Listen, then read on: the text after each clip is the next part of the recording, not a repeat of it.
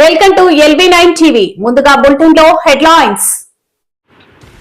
ITDA వరకు నేటి కేంద్ర రాష్ట్ర ప్రభుత్వాలకు వ్యతిరేకంగా నినాదాలు చేస్తూ భారీ ర్యాలీ. జనావాసాలకు దగ్గరలో ఉన్న డంపింగ్ యార్డ్ను తరలించేదాకా ఉద్యమం ఆగదు. మధురవాడలో సిపిఐ ఏఐటియుసి ఆధ్వర్యంలో కార్మికులు నిరసన. విశాఖ అనకాపల్లి బోర్వెల్స్ అసోసియేషన్ సమ్మె.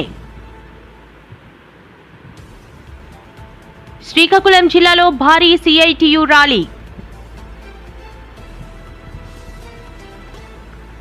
ఆర్థిక భారం తీవ్ర సంక్షోభంలో కొట్టుమిట్టాడుతున్న బోర్వెల్ రంగాన్ని ఆదుకోవాలని నిరసన కార్యక్రమం. విశాఖలో విలువైన భూములు కారు చౌకగా కట్టబెట్టడమేంటి? ప్రభుత్వాన్ని సూటిగా ప్రశ్నించిన ఎమ్మెల్సీ వరదు కళ్యాణి. రాష్ట్రానికి పెట్టుబడులు రాకూడదని వైసీపీ కుట్రలు చేసింది. మంత్రి నారా లోకేష్ విమర్శలు.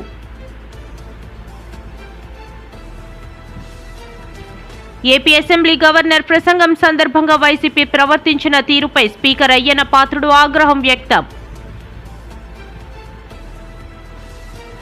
కూటమి ప్రభుత్వంలో విశాఖ అభివృద్ధిలో దూసుకుపోతోంది. ఎమ్మెల్యే.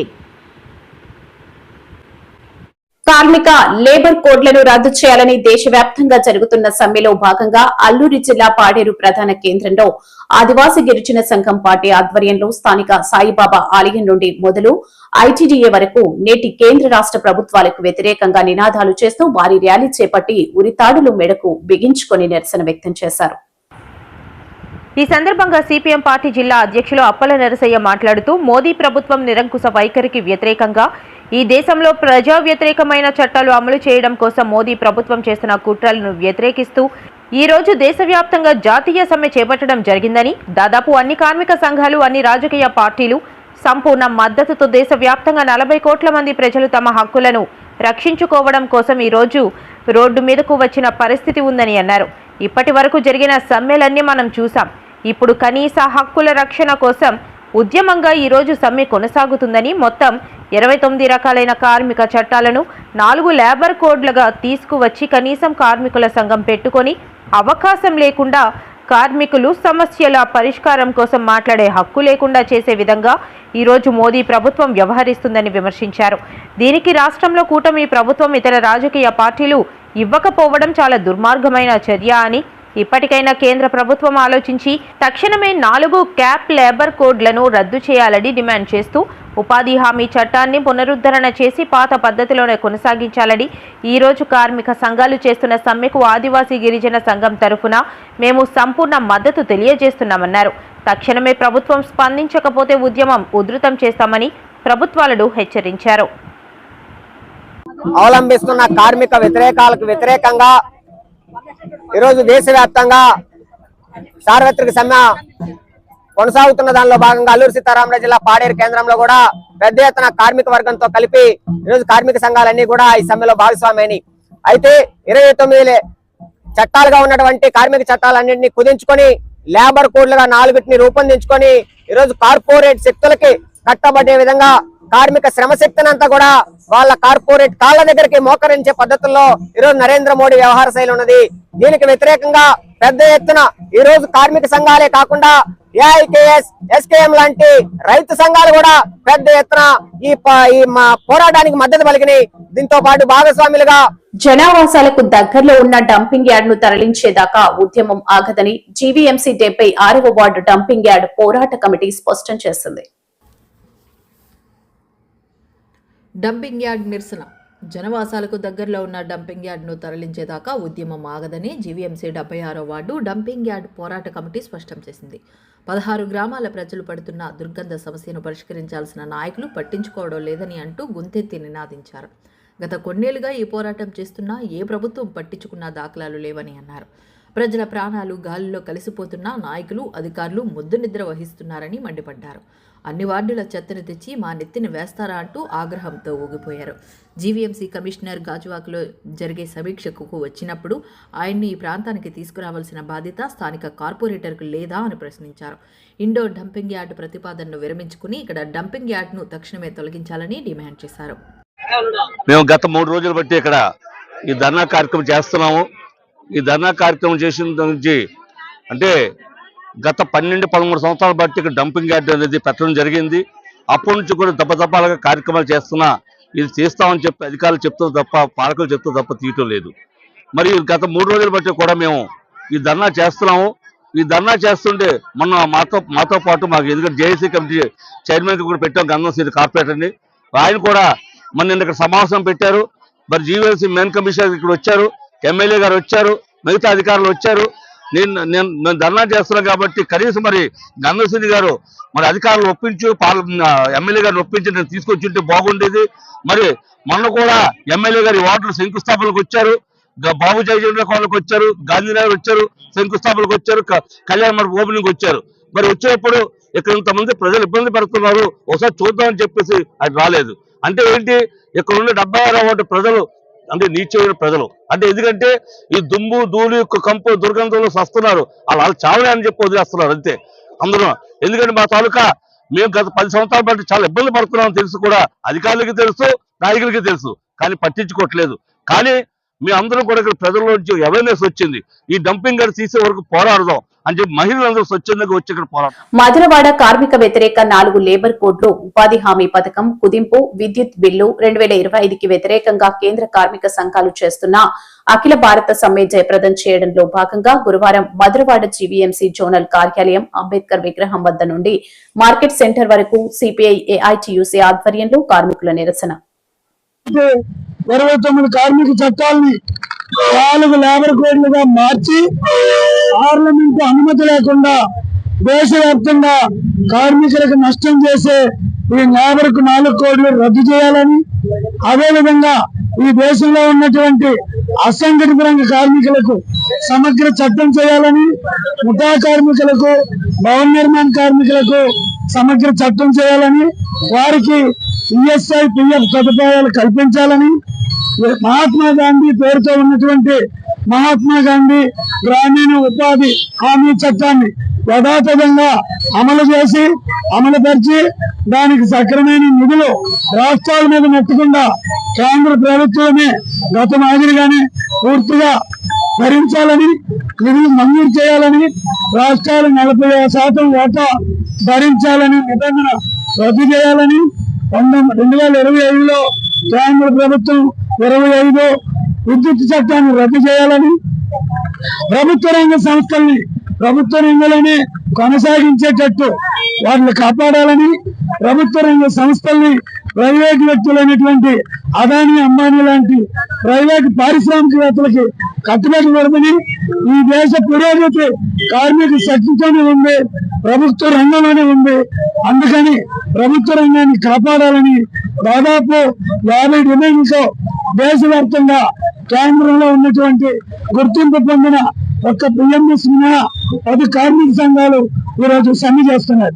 ఈ సమ్మెను జయప్రదం చేయడంలో భాగంగా మధురవాడలో ఎస్బీఐ నుండి, అలాగే అంబేద్కర్ విగ్రహం నుండి జీవీఎంసీ జోనల్ కార్యాలయం దగ్గర మొదలుపెట్టి లోబిర్జి, Madhurawada electric substation, Kommadi junction వరకు నిరసన ప్రదర్శన నిర్వహించి ఇక్కడ సభ నిర్వహించాం.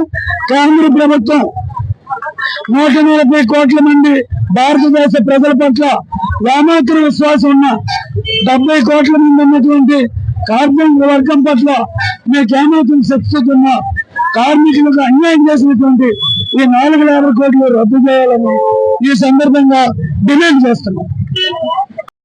విశాఖ అనకాపల్లి బోర్వెల్స్ అసోసియేషన్ సమ్మె కసింకోట మండలంలో విశాఖ అనకాపల్లి బోర్వెల్స్ అసోసియేషన్ సమ్మె భారీ ఎత్తున నిర్వహించారు. అసోసియేషన్ అధ్యక్షులు ప్రభుజీ మాట్లాడుతూ బోర్వెల్స్ బిట్లు, హైపర్ ఇతర సామాన్లు, వర్కర్ల జీతాలు భారీగా పెరగడం వల్ల బోర్వెల్స్ వాహన నిర్వహణ కష్టతరమైందని, కావున రైతు సోదరులందరూ మాకు సహకరించవలసిందిగా కోరారు. ఈ కార్యక్రమంలో అసోసియేషన్ సెక్రటరీ నాని, మోహన్, వర్మ, గణేష్, దిలీప్, సత్యనారాయణ, శ్రీను, నూకేష్, రాకేష్, లోవరాజు, నాగు, జగదీష్, ఈశ్వర్రావు, సంతోష్ తదితర సభ్యులు పాల్గొన్నారు. పెద్దలు వివరాలు చాలా చక్కగా వివరించారు. ఇప్పటి వరకు జరిగిన పరిణామం వేరు, ఇక్కడి నుంచి జరుగుతున్న పరిణామం వేరు. ఎందుకంటే బంగారం కన్నా ఎక్కువ రేటు, బంగారం తవ్వడానికి కూడా బోర్బిట్టే కావాలి. అందువల్ల ఏంటంటే బంగారం కన్నా బోర్బిట్టే రేటు ఎక్కువ పడింది. అందువల్ల చాలా సమస్యలతో బండి ఓనర్లు అందరూ ఎంత ఇబ్బంది పడుతున్నారో మనం ఇంచుమించుగా 6 నెలల కాలంగా చూస్తున్నాం. అందువల్ల ఈ సమ్మె చేయడం గల కారణం కూడా సమస్యలు పరిష్కరించుకోవడం కోసం, అలాగే బండి ఓనర్ల తాలూకా రిక్టు మెంబర్స్ తాలూకా సమస్యలన్నీ, బాధలన్నీ కూడా ఇటు కస్టమర్లు అటు రైతులు అర్థం చేసుకొని వాళ్ళకు కూడా అనుకూలంగా ఉండేటట్టే మేము అందరం ముందుకెళ్తామని కూడా ఖచ్చితంగా చెప్తున్నాను. దానివల్ల ఏంటంటే ఈ సమావేశం గల కారణం, దానివల్ల ఈ సమ్మె ఇంకొక 10 రోజుల వరకు కూడా కొనసాగే అవకాశం ఉంది. ఈలోగా సమస్యలు పరిష్కరించుకోవడం కోసం మా పెద్దలు చాలా చక్కగా కృషి చేస్తున్నారు. దాన్ని మేము అందరం కూడా సద్వినియోగం చేసుకుంటామని మనస్ఫూర్తిగా కోరుతాం. మాది దేవి బోర్వెల్స్. నేను విశాఖపట్నం జిల్లా, అనకాపల్లి జిల్లా, ఉమ్మడి జిల్లాలకు ప్రెసిడెంట్గా ఉన్నాను. ఈరోజు మా రిగ్ ఓనర్స్ కాంట్రాక్టుల పరిస్థితి చాలా దారుణంగా ఉంది. ఎందుకంటే మా బిట్లు చైనా ఉత్పత్తి కనుక, ప్రపంచంలో 80% చైనా ఉత్పత్తి కనుక చైనా ఉత్పత్తి నిలిపివేయడంతో ఈ బ్లాక్ మార్కెట్లో ఈ ధరలతో మేము బిట్లు కొంటున్నాము. అది గత 2 నెలల నుంచి 20,000 రూపాయలు ఉన్న బిట్లు 65,000 చేరింది. దాంతో మా వ్యాపారం మనుగడ దెబ్బతిన్న వల్ల ఈ గత 2 నెలలుగా చాలామంది మా రిగ్ ఓనర్లు ఫైనాన్షియల్ కానీ ఇన్సూరెన్స్ కానీ కట్టలేకపోయారు. దానికి గాను ఇంట్లో మా యొక్క ఎంతో ప్రియంగా ఆరాధించే బంగారాన్ని కూడా తాకట్టు పెట్టి చాలామంది ఫైనాన్స్ కడుతున్నారు. ఈ సంక్షోభం నుంచి మేము బయటికి రావాలంటే మేము ఈ రేటు. శ్రీకాకుళం జిల్లాలో భారీ సిఐటియు ర్యాలీ. కేంద్ర రాష్ట్ర ప్రభుత్వాలు అనుసరిస్తున్న కార్మిక ప్రజా వ్యతిరేక విధానాలకు వ్యతిరేకంగా సమరశీల పోరాటాలకు సిద్ధం కావాలని సిపిఎం పార్టీ జిల్లా కార్యదర్శి డి గోవిందరావు, సిఐటియు జిల్లా ప్రధాన కార్యదర్శి పి తేజేశ్వరరావు, ఎస్ఎఫ్ఐ రాష్ట్ర అధ్యక్షుడు పి రామ్మోహన్ రావు పిలుపునిచ్చారు. ఫిబ్రవరి 12 దేశవ్యాప్త సమ్మె సందర్భంగా ఉదయం 6 గంటల నుండి సమ్మెలో పాల్గొన్న పారిశ్రామిక కార్మికులు చిలకపాలెం నుండి ఎచ్చెర్ల వరకు మరియు శ్రీకాకుళం జిల్లాలో సూర్యమహల్ జంక్షన్ నుంచి 7 రోడ్ల జంక్షన్ వరకు భారీ ర్యాలీ అనంతరం బహిరంగ సభ నిర్వహించారు. ఈ సందర్భంగా వారు మాట్లాడుతూ, కార్మిక వర్గం తరతరాలుగా పోరాడి సాధించుకున్న 44 కార్మిక చట్టాలను, 4 లేబర్ కోడ్లను బీజేపీ తెచ్చి కార్మిక వర్గాన్ని కట్టు బానిసలుగా చేసిందని వారు విమర్శించారు. యాజమాన్యాలు యథేచ్ఛగా దోపిడీ చేసుకోవడానికి అవకాశం కల్పించిందని విమర్శించారు. బీజేపీ తెచ్చిన లేబర్ కోడ్స్కు మన రాష్ట్రంలో తెలుగుదేశం, జనసేన మద్దతివ్వడం దుర్మార్గమైన చర్య అని విమర్శించారు. యూపీఏ గవర్నమెంట్లో వామపక్షాలు పోరాటంతో సాధించిన ఉపాధి హామీ చట్టాన్ని బీజేపీ ప్రభుత్వం వీబీజీ రామ్జీ పథకాన్ని తెచ్చి ఉపాధి హామీ చట్టాన్ని నిర్వీర్యం చేసిందని విమర్శించారు. నూతన విత్తన సవరణ బిల్లు రద్దు చేయాలని డిమాండ్ చేశారు. స్కీమ్ వర్కర్ని కార్మికులుగా గుర్తించి కనీస వేతనం 26,000 రూపాయలు ఇవ్వాలని, కాంట్రాక్ట్ కార్మికులందరికీ రెగ్యులర్ చేయాలని, పాత పెన్షన్ అమలు చేయాలని డిమాండ్ చేశారు.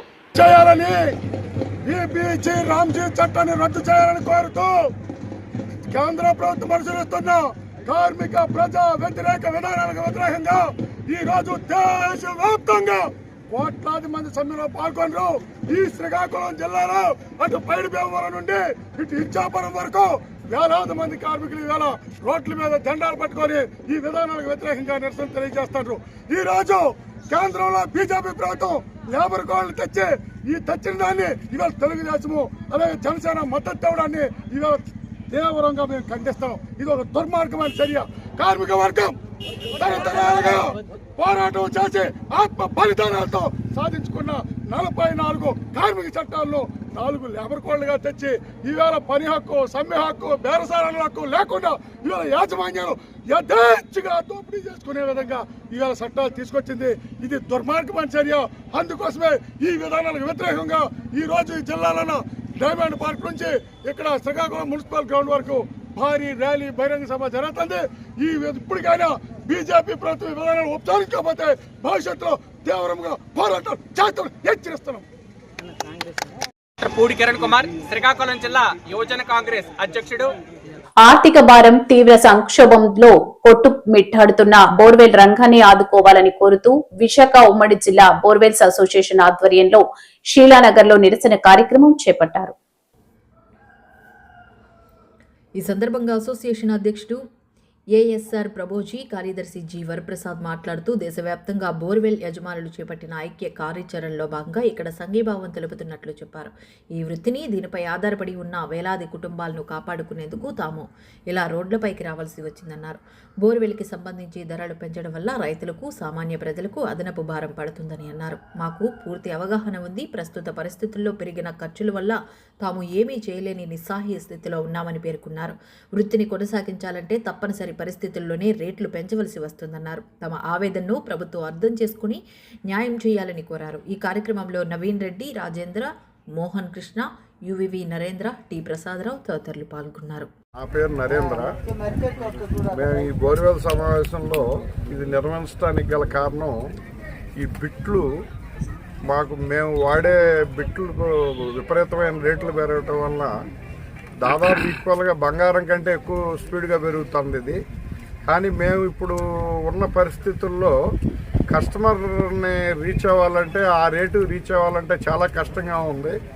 మాకు ఇంకా అనేక ఇబ్బందులు ఉన్నాయి. మా మీద ఆధారపడిన మనుషులు కానీ మేము కానీ మా అన్నిటికీ ఈ బిట్టు ప్రధాన కారణం అవుతుంది. అంటే కొన్ని ఇంకా ఇతర మెటీరియల్ ఇంపార్టెంట్ ఉన్నాయి, డీజిల్ వగైరాలు ఉన్నా కూడా ఇది మాకు ఏంటంటే డ్రిల్లింగ్ చేయాలంటే ఫస్ట్ ఇది కావాలి. ఈ బిట్ ఉంటేనే మాకు పని అవుతుంది. కాబట్టి దీని మీద మేము చాలా ఇబ్బందులు పడుతున్నాం. ఈ మెటీరియల్ లేక ఇప్పుడు మా ప్రభుజీ గారు చెప్పినట్టు ఆ కోబాల్ట్ ఉత్పత్తులు ప్రభావం ఈ ఎలక్ట్రికల్ బ్యాటరీస్కి వాడటం వల్ల, చైనా నుంచి ఉత్పత్తి నిలిచిపోవటం వల్ల మాకు ఈ సమస్య వచ్చింది. ఇది మా ఒక్కళ్ళ విశాఖపట్నం, ఈ ఆంధ్రప్రదేశ్ కాదు, త్రూ ఇండియా మొత్తం ఇది దీనికి అంతా ఇండియా లెవెల్గా మేమందరం పోరాటం చేస్తున్నారు. మా బోర్వెల్ సోదరులందరూ పోరాటం చేస్తున్నారు. కానీ దీనికి అందరూ ఏకంగా సెంట్రల్ గవర్నమెంటే దీన్ని ఏదో ఒక పరిష్కారం చూపించి ఇండియా వైజ్గా మాకు పరిష్కారం చూపించాల్సిందిగా మా వినతి. అయితే ఇప్పుడు ఏంటంటే మాకు ఇక్కడ వచ్చిన సమస్య ఏంటంటే ఇప్పుడు సడన్గా అసలు దీన్ని ఇంత హైక్ చేయాలంటే మాకే కొంచెం ఇబ్బందిగా ఉంది. ఏది రైతులుగా అసలు రైతులనే. విశాఖలో విలువైన భూములు కారు చౌకగా కట్టబెట్టడం ఏంటి అని వైఎస్ఆర్సీపీ ఎమ్మెల్సీ వరదు కళ్యాణి ప్రభుత్వాన్ని సూటిగా ప్రశ్నించారు. ఎమ్మెల్సీ వరదు కళ్యాణి మాట్లాడుతూ విశాఖలో భూ కేటాయింపులు తీవ్ర విమర్శలకు దారితీశాయి. రూపాయికి గుప్పెడు శనగలు, సింగిల్ టీ కూడా రాదు. కానీ 99 పైసలకే వేల కోట్ల విలువైన భూములు కట్టబెట్టేస్తున్నారు. వీళ్ళు సరైన సమాధానం చెప్పలేని పరిస్థితిలో ఈరోజు ఈ ప్రభుత్వం ఉంది. తీసుకుంటే రహేజా డెవలపర్స్కి 99 పైసలకే 27 ఎకరాల భూమిని కట్టబెట్టేశారంట. ఎంత దారుణం. అలాగే అడ్రస్ లేని వర్సా కంపెనీకి డెడ్ చీప్గా 3000 కోట్ల విలువైన భూమిని కట్టబెట్టాలని వీళ్ళు ప్రయత్నించారు. దానికి కూడా వాళ్ళు ఏమని చెప్తూ ఉన్నారంటే పచ్చి అబద్ధం, అసలు మేము కట్టబెట్టలేదు అని చెప్తున్నారు. అసలు వర్షాకైతే ఎస్ఐపిబి వరకు కూడా ఫైల్ అయ్యింది. వెళ్ళి ఎస్ఐపిబి ఆమోదం కూడా అయిపోయాక మా వైఎస్ఆర్ కాంగ్రెస్ పార్టీ దీని మీద పెద్ద ఎత్తున నిరసన తెలియజేయడం, అలాగే సాక్షి మీడియా కూడా ఈ స్కామ్ని బయటికి తీసుకురావడంతో అప్పుడు వీళ్ళు వెనక్కి వెళ్ళడం జరిగింది. వాళ్ళకి మేము అడిగామన్నమాట, ఇది కంటిన్యూ చేస్తారా అంటే ఇక ముందేనా ఎప్పుడైనా ఇవ్వకుండా ఉంటారా అనేది మాత్రం వాళ్ళు సమాధానం చెప్పట్లేదు. ప్రజల నుంచి తీవ్రమైన వ్యతిరేకత రావడంతో అక్కడితో కొంతవరకు టెంపరీగా ఆపిన పరిస్థితి. అలాగే రియల్ ఎస్టేట్ సంస్థ సత్వా డెవలపర్స్కి డెడ్ చీప్గా 1500 కోట్ల రూపాయల విలువైన భూమిని కట్టబెట్టడం జరిగింది. ఇది స్కామ్ కాదా అని నేను అడుగుతూ ఉన్నాను. అలాగే కపిల్ చిట్ ఫండ్కి చెందిన బీవీఎం ఎనర్జీకి మరో 1500 కోట్ల రూపాయల విలువైన భూమిని డెడ్ చీప్గా కట్టబెట్టారు. ఇది స్కామ్ కాదా అని నేను అడుగుతూ ఉన్నాను. అసలు విశాఖపట్నం తీసుకుంటే మన రాష్ట్రంలోనే కాదు, దేశంలోనే కాదు, ఏషియా మొత్తం మీద అత్యంత శరవేగంగా అభివృద్ధి చెందుతున్న నగరం. అలాంటి నగరంలో రూపాయికి కనీసం టీ కూడా రాదు, కనీసం గుప్పెడు పప్పు బెల్లాలు కూడా రాని పరిస్థితి. అలాంటిది ఈరోజు రూపాయికి వందల వేల కోట్ల రూపాయల విలువైన భూముల్ని అప్పనంగా కట్టబెట్టేస్తూ ఉండే పరిస్థితి మనం చూస్తూ ఉన్నాము. అసలు మనకు మొదట రాష్ట్ర రాజధాని హైదరాబాద్, ఇప్పుడు పక్క రాష్ట్ర రాజధాని హైదరాబాద్లో వాళ్ళు ఎకరా 150 కోట్లకు కూడా అమ్ముతున్నారు.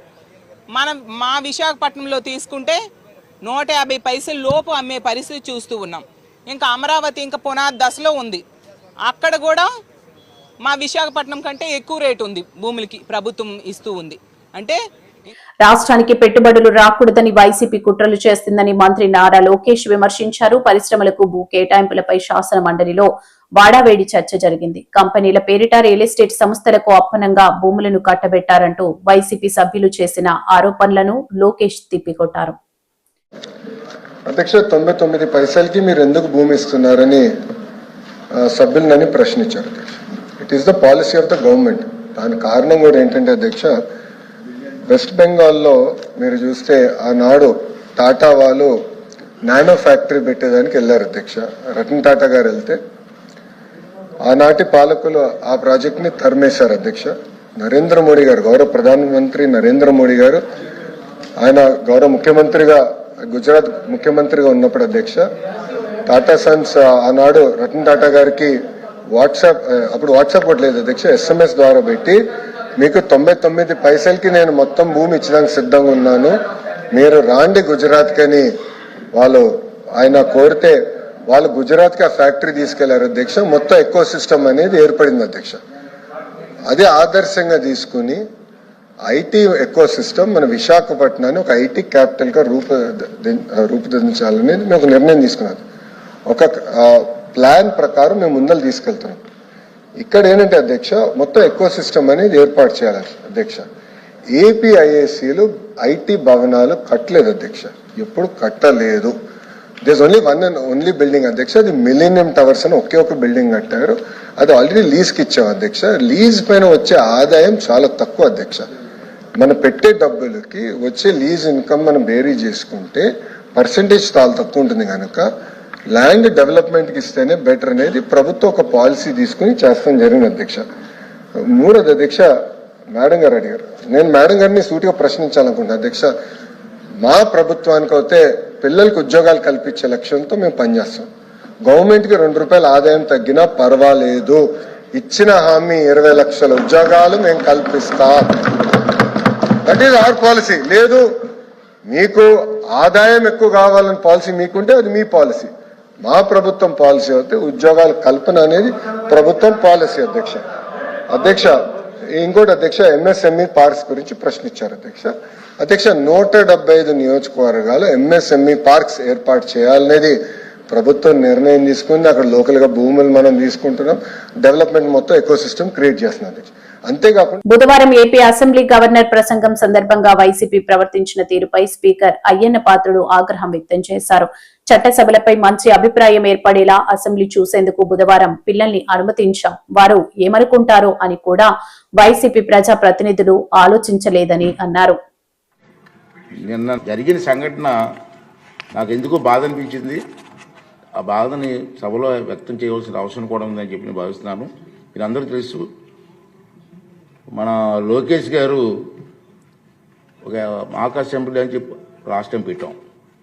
ఎందుకు పెట్టామంటే మినిస్టర్ గారి ఉద్దేశం ఏంటంటే, చంద్రబాబు నాయుడు గారి ఉద్దేశం ఏంటంటే, పిల్లల్లో కూడా అసెంబ్లీ అంటే ఏమిటి, అసెంబ్లీలో మన ప్రజాప్రతినిధి పనితీరు ఏంటి అని ఒక అవగాహన తీసుకురావాలని చెప్పి మంచి ఉద్దేశంతో పెట్టారు. బ్రహ్మాండంగా సక్సెస్ఫుల్ అయింది.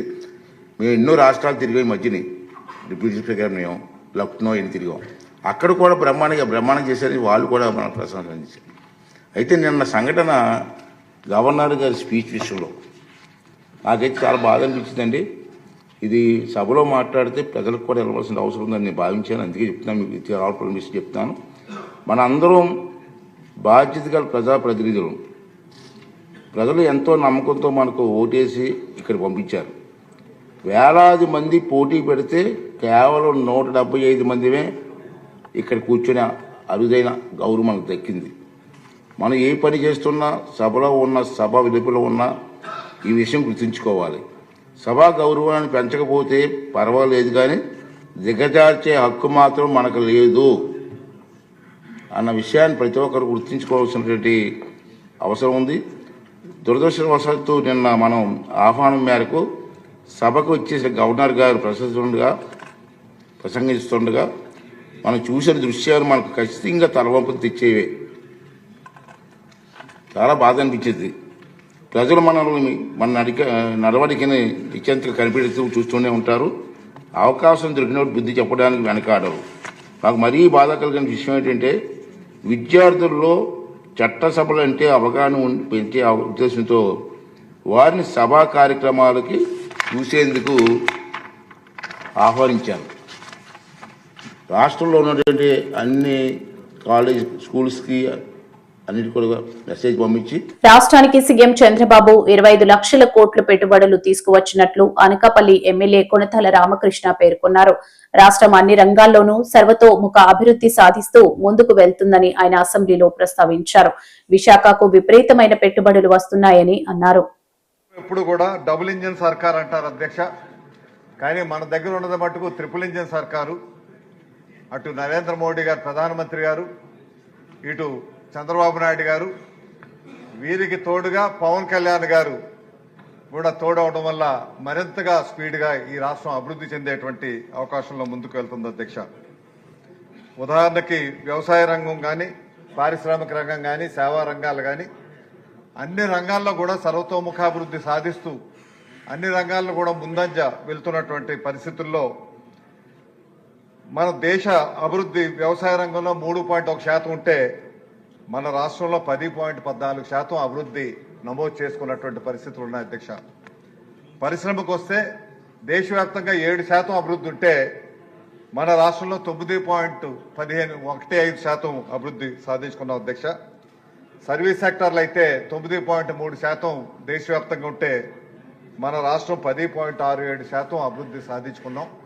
అంటే ముఖ్యమైనటువంటి రంగాలన్నింటిలో అతి తక్కువ టైంలో అభివృద్ధి సాధిస్తూ ముందుకు తీసుకువెళ్తూ ప్రజలకు మేలైనటువంటి సంక్షేమ కార్యక్రమాలు జరిపిస్తూ ఉపాధి అవకాశాలు కల్పిస్తూ సుమారు 25 లక్షల కోట్ల రూపాయలు విలువ చేసేటువంటి పెట్టుబడులు మన రాష్ట్రానికి తీసుకొచ్చినటువంటి ఘనత మన గౌరవ ముఖ్యమంత్రి గారికే చెందుతుంది అధ్యక్ష.